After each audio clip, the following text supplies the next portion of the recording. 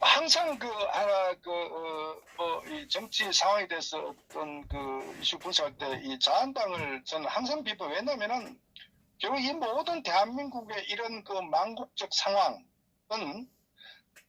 저는 좌파보다도 좌파는 항상 그렇게 해왔습니다. 그것이 또 저들의 어떤 그 정치 어떤 그 존재 이유고, 예, 예. 그러나 소위 그 보수 우파 정당이 제대로 자리를 잡으면은 절대 좌파가 함부로 못해요.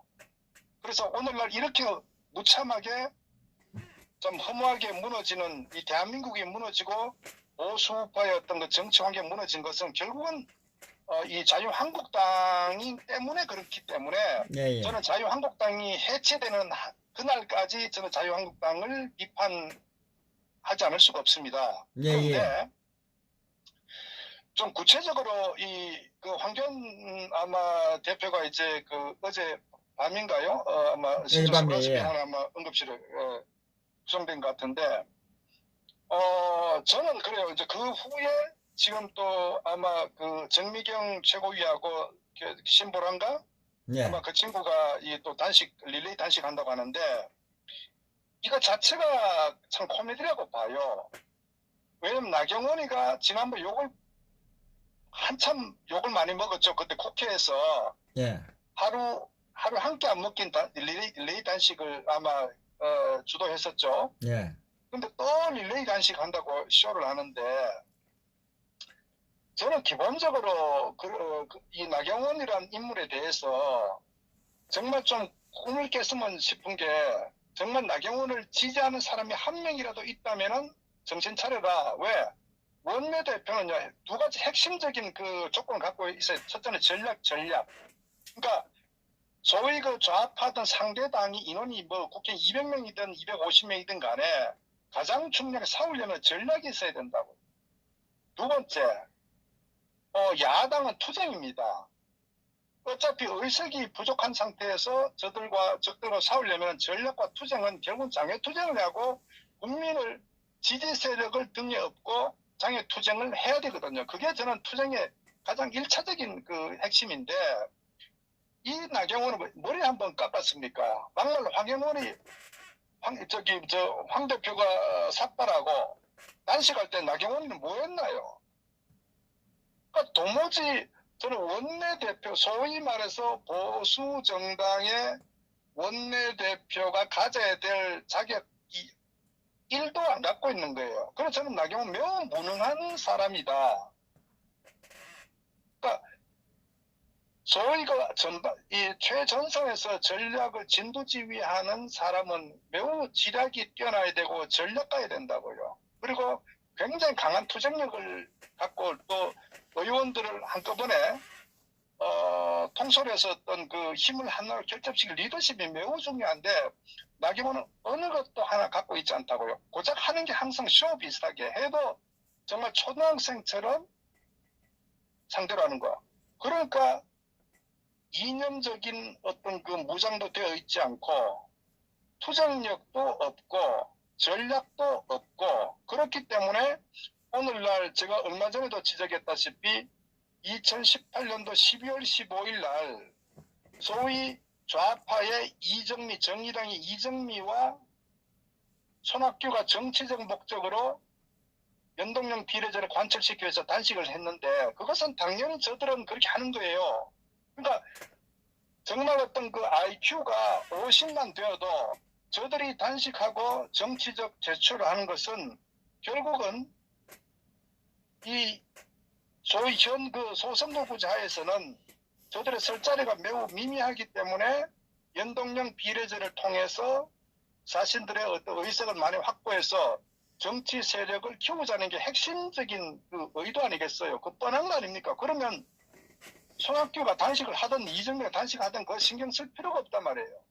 그런데 12월 15일 날 6개 항에 대해서 합의를 했지 않습니까? 그 합의의 첫 번째가 뭐냐? 연동형 비례에 대해서 적극적으로 검토한다가 핵심 아닙니까? 넘버원 아닙니까? 1번 항목 아닙니까? 네. 그리고 그 연동형 비례자게 되면 결국 지역구 어떤 그 전체적인 조정을 해야 되는, 거기에도 뭐 10%에 대해서 그 비례대표 그 증언하는 거에 대해서도 그 검토한다고 되어 있단 말이에요. 그러니까 나경원이 거기다 다 본인 이름으로 나경원 사인을 했단 말이에요. 그리고 마지막에 원포인트 내각장에 원포인트 개헌까지 했지 않습니까? 그러니까 도대체 무슨 생각을 했을까요? 그러니까 이 사고를 쳤지 않습니까? 본인이 합의를 해줬기 때문에 이 좌파들은 그 기반하에 결국은 그대로 밀고 나왔잖아요. 네. 그 결과 시간이 다가오니까 결국은 황교안 대표가 단식한다고 한 거 아닙니까? 그러니까 어떻게 보면은 저는 이런 그 자유한국당의 어떤 그런 그 인식들 또 이 나경원 원내대표의 정말 무능하다 못해 어떻게 저런 인물이 국회의원이 되었고 어떻게 저런 인물을 원내대표로 또 선출했고 그리고 지난 1년간 사고는 다 치고 이인영이한테 그 밥 아닙니까? 이인영이는 전대협 1기 의장 아닙니까? 그러니까 주사파에 어쨌거나 그걸 총괄한 굉장히 지략가고 전략가라고요. 뭐 모든 싸움은 엄청나게 한 게 이인영이라 그 상대가 이인영인데 거기서 놀아나지 않습니까? 그러나 이인영이 봤을 때는 얼마나 갖고 놀기 좋겠어요. 그러니까 그 결과 지난 1년간 나경원이가 원내대표로 있으면서 소위 그 이 자유한국당 진두전 이 결과가 보면요 거의 참패라고요. 그렇기 때문에 이런 나경원을 그대로 어떻게 보면은 이 사건 이런 중간에도 그 다음에 또 이 경제단 추경 예산 같은 경우도 그 동의해줬죠. 그러니까 어떻게 보면은 저는 이 나경원이란 정말 이 여성은 용서할 수가 없는 거예요. 대한민국을 구렁텅이로 빠뜨렸는데 1등 공신중에 한 명이 나경원이에요. 그러니까 사고 쳐놓고 뒤수습을 황교안 대표가 한다. 이것도 웃기는 얘기고 물론 제가 황교안 대표에 대한 것도 뭐 비판을 많이 하지만 어쨌거나 저는 나경원 그 원내대표가 정말 저는 매우 심각하다. 어떻게 보면은 좌파의 엑스걸 아니냐. 좌파의 엑스맨이다 해도 전혀 저는 뭐 손색이 없을 정도로 사고 뭉치다. 무능의 극치다. 이런 것도 바로 교체를 해야죠. 그런데 왜 자유한국당 의원들 그걸 방치합니까? 그런데 비급하기 때문에. 그러니까 저들은 어느 누구도 나서서 잘못된 거를 바로잡기 위해서 싸우려고 하는 인물이 없는 거예요. 정치 세력. 그리고 총체적으로는 자유한국당의 문제고 개별적으로는 나경원 원내대표의 무능함. 정치를 왜 하는지도 모를 정도로 그것이 나경원의 어떤 그 역량의 어떤 그 한계다. 저는 이렇게 보기 때문에 지금 릴레이 단식이라는 이 자체도 웃기는 거예요. 그러니까 이들은 왜 싸우는지 소위 그 패스트트랙을 저지하기 위해서 그런데 좌파들은요 정치적으로 저들이 왜 연동형 비례제와 공수처를 강행을 하려고 합니다. 자신들의 정치적 목적을 이루기 위해서는 매우 중요하거든요. 그러니까 저들은 수단 방법 가리지 않고 아마 연동형 비례제도 통과시키려고 할 것이고 공수처도 물론이고 더더구나 좌파들의 어떤 세력이 상당히 약해졌을 때 지금 검찰 위에 정치 검찰의 그 어떤 힘을 가지고 이 정치권을 자기 뜻대로 만들기 위해서 당연히 공수처를 통과시키려고 하겠죠. 그러니까 저들은 정치적 목적에서 결코 양보할 수 없는 그런 그 하나의 그 자기들의 어떤 그 정말 뭐 강력하게 정치적 투쟁해야 된다고 보기 때문에 당연히 통과시켜야죠. 그런데 이 사람들이 단식한다고 그걸 아마 눈썹도 하나 깜짝하지 않을 겁니다. 그것이 좌파들의 어떤 그 노림수이기 때문에 이 문제를 근본적으로 이걸 깨뜨리려면은 근본적으로 어떻게 해야 될 것이냐. 저는 그 관점에서 좀 바라볼 필요가 있다고 봐요. 저는 좌파들은 아마 눈도 하나 깜짝 안 할 겁니다. 그러니까 싸우려면은 어떻게 해야 정말 이 공수처 법안과 연동형 비례제를 막을 건지에 대해서 근본적으로 좌파들이 가장 그 어떤 아킬레스건을 가지고 저는 뭐 투쟁해야 되지. 지금 나경원이 하는 방식으로 해서는 저는 뭐 100점 100패라고 저는 봅니다. 이인영이하고 뭐 미국도 가고 뭐 싸돌아 다니던데요. 대표는 단식하고 있고. 그 결국 이제 나경원이가 미국 간 명분 그거 아닙니까? 그 어쩜 내년 4.15 총선 때에 예. 그 미국의 트럼프하고 김정은하고 소위 그 4차 이 미국 정상회담을 하지 않았으면 좋겠다. 이런 식의 선거 공약적 부분인데, 그러니까 이 나경원이는 머리에 뭐가 급선문지조차도 똥인지 된장인지 모르는 거예요. 그러니까 우리가 그 싸울 때는 우선순위가 있고 경중이 있단 말이에요. 네. 그런데 제가 말씀드린 이 나경원 머릿속에는 자체가 전혀 어떤 전략적인 그 자체가 작동을 하지 않는다고 보는 거예요. 그러니까 하루라도 빨리 나경원이가 물러나야 된다고요. 물러나고 정말 투쟁하고 모든 걸 벗어 던지고 투쟁할 사람을 전면에 내세워가지고 이 빨갱이들 상대로 싸울 때는 정말 극우적 사고 어떤 그런 강한 투쟁력 가지고 싸워야 되지. 저기 뭐 좌파들 정상적인 하나의 이 대상으로 규정한다 자체가 좌익들에게 저는 백전백패한다. 저는 그렇게 보는 겁니다. 그런데 지금 그 나경원 원내대표만 문제가 아니라 지금 한기안 대표도 뭐 거의 비슷하지 않나요? 투쟁력이? 통체적으로 보면은 예. 자유한국당 해체 외에는 답이 없다고 일단 제가 규정을 하는데 예. 그럼에도 불구하고 개별 건으로 봤을 때 그래도 황교안 대표는 어쨌거나 추운데서 단식해서 의식불명 상태 실려갈 정도까지 하니 그나마 그렇다고 저는 보자고요. 그러나 나경원이란 이 인물에 대해서는 도대체 머리를 삭발을 합니까? 왜? 뭐 보기가 흉해서 그게 부끄러워서 안 와요? 그러면 머리 깎기 싫으면은 단식이라도 해야지. 아무것도 안 하잖아요. 그러니까 미국에는 왜 가요? 그러니까 분위기 파악 못 하는 거예요. 아니 단식을 하면 얼굴에 주름도 가고 피부가 거칠어집니다. 그렇기 때문에 하면 안 되죠. 곱게 자랐는데. 왜 차제에 그 뱃살도 좀 나왔을 텐데 뱃살 빼기도 뭐 지방 빼기도 좋지 않을까요? 그러니까 정치인으로서의 자격이 꽝이란 겁니다. 그러니까 제가 머리가 데코레이션 머리를 장식용으로 달았느냐 할 정도로 제가 그만큼 비판하는 거예요. 근데 뭐 거기만 있는 게 아니고 자한당 국회의원들 거의 비슷하지 않네요. 오늘 자한당을 해체해야 된다는 이유가 황교안 대표가 그 단식할 때 거기에 전부 다 눈도장 찍으려고 거기에 좀 먹거나 뭐 언론에 좀 더 얼굴 드러내가지고 소위 말해서 그래도 걱정하는 척하면 저는 너무나 비급한 거예요. 그러려면은 그 자리에 전부 같이 단식해버려야죠. 머리 깎고 전부 다 국회 그 의원직 사퇴하고 머리 깎고 단식하고 죽는다는 결기를 갖고 했었어야죠. 정말 진정성이 있다면은.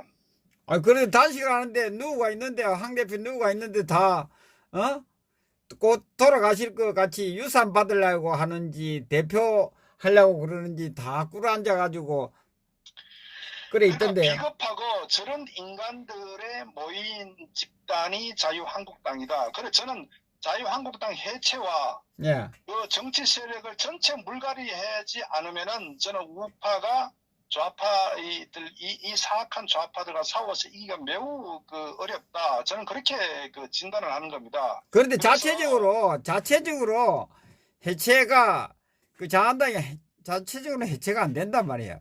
그 외부 요인에 의해서 해체가 돼야 되고 문재인 정권도 마찬가지 이 퇴진 끌어내리는 것도 외부 요인에 의해서 자진해서 하야하지는 않지 않습니까? 지금 이 상이. 그래서 이 조원진 대표가 그 자한당에 투쟁연대를 하자 이 공수처하고 그래 했는데 오늘 이야기를 들으니까 집회 자한당 당원들 다 동원해서 30일 날 연대 투쟁을 하자고 했는데 못하겠다고 이렇게 왔습니다. 그걸 당연히 못한다고 하죠.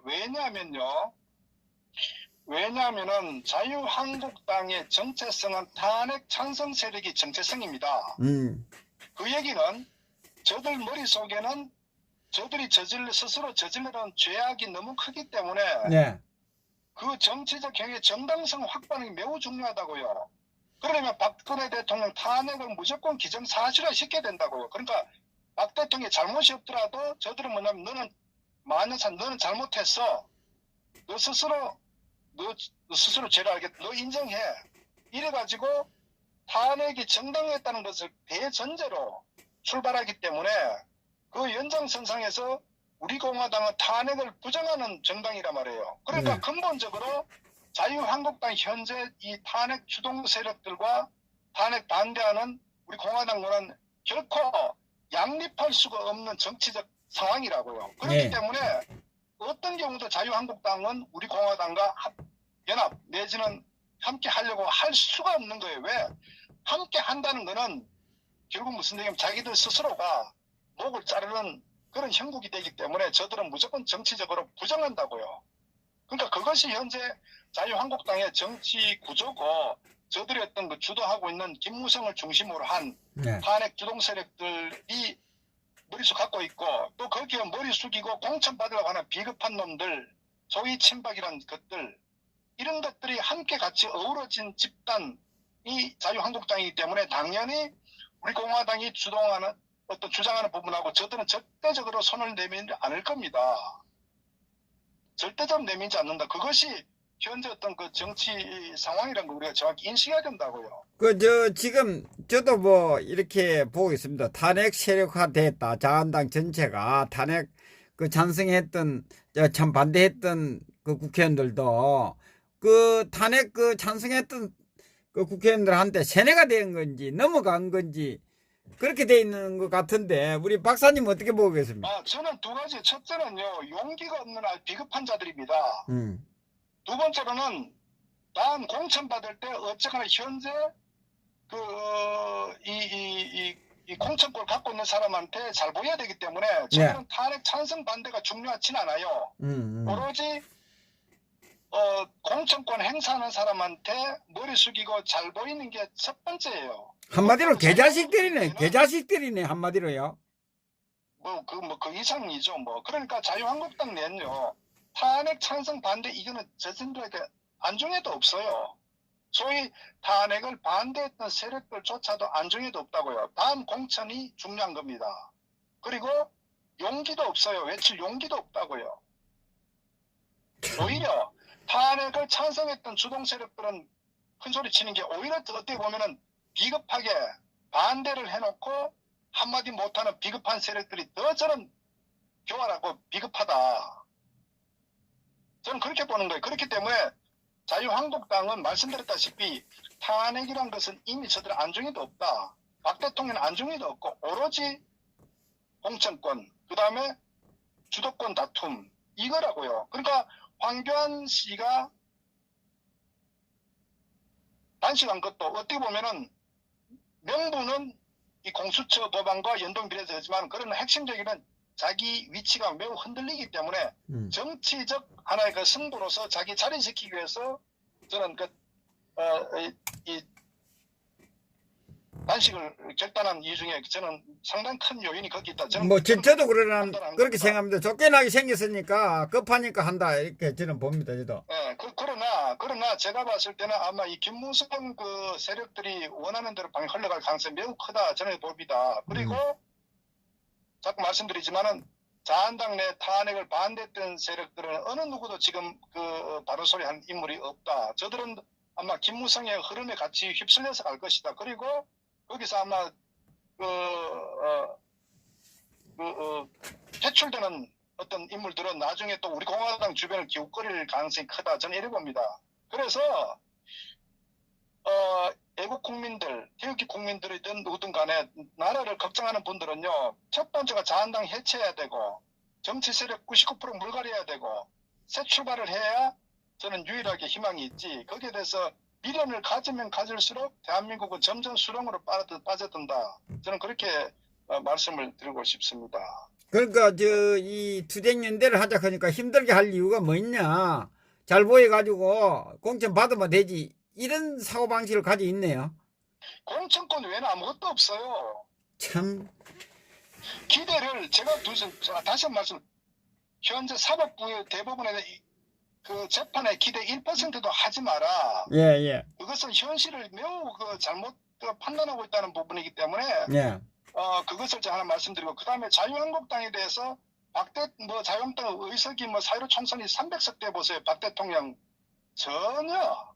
그러니까 저들은 탄생 자체부터가 이미 탄핵으로부터 어떤 저질러 인물들이기 때문에 기본적으로 양립할 수 없는 그런 관계라는 것을 우리가 좀 정확히 좀 인식하고 싸워야 되지. 거기에 지금 자한당에 많은 이제 끌려가는데 저는 1%도 박 대통령 구명운동 탄핵이 잘못됐다 절대 외치지 않습니다. 왜? 자신들이 칼을 찔렀는데 어떻게 그걸 자기 스스로 다시 목에다 칼을 들이대겠습니까? 그것이 이 현재 벌어지고 있는 소위 보수파 정당 내에서 이루어진 거고 지금 아마 정치 변화 이제 12월 중순부터 예. 제가 조금 더 이제 예측하면은 12월 중순부터 어차피 이제 12월 3일 이제 예산안 끝나고 나면은 저들의 패스트트랙이 이제 강력 밀어 나가면서 아마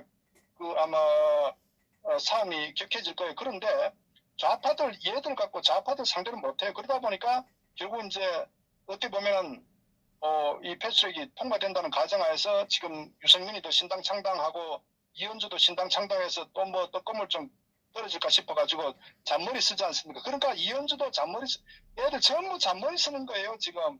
그러니까 걔들이 나중에 결국 자유한국당하고 어떤 협상을 하고 그 조건에 불리하면 그냥 제3의 당으로 갈 것이고 거기에서 또 자유한국당 내에서 공천을 또 칼질하게 되면 떨어져 나온 세력이 그거야 아마 해체모여갖고 새로운 당을 만드는데 아마 어쨌거나 그 당은 탄핵을 기정사실한 탄핵 찬성 세력 중심 정당으로 아마 재편될 가능성이 매우 크다.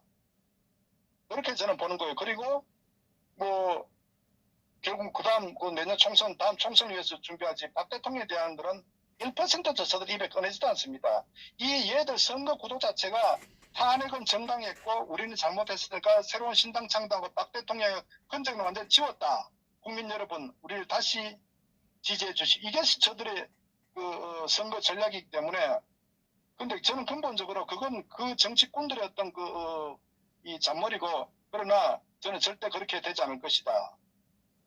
그래서 어쨌거나 앞으로 도래될 어떤 정치적 상황은 매우 변수가 이렇게 여러 가지 합종 연행 등등 발생되는데 중요한 것은 어떤 정치적 환경이 변화가 오더라도 박 대통령 탄핵에 대해서 잘못됐다고 인식하는 그런 기존 이 정치 세력은 없을 것이다라는 것을 우리가 좀 정확히